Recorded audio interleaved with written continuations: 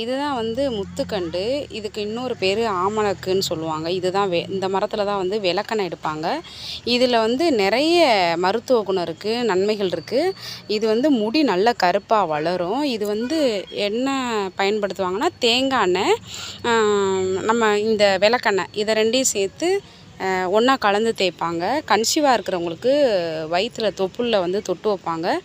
நம்மளுமே சூடு பிடிச்சா தொப்புளில் வச்சுக்கிட்டோம்னா இது வந்து குறையும். அப்புறம் அரிசி நம்ம மாவு போட்டு ஆட்டுவோம்ல, இதில் வந்து இந்த விதையை சீடு எடுத்து உடச்சி அந்த இதில் மாவில் போட்டு ஆட்டினோம்னா மாவு நல்லா பொங்கும், ஒயிட்டாக இருக்கும், பஞ்சு பஞ்சாக இருக்கும்.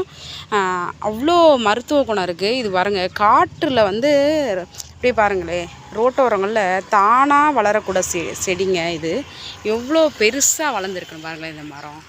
இது நான் சீடு எடுத்து நிறைய வச்சுருக்கேன். நீங்களும் கிடைச்சா ட்ரை பண்ணுங்கள். தேங்க்யூ.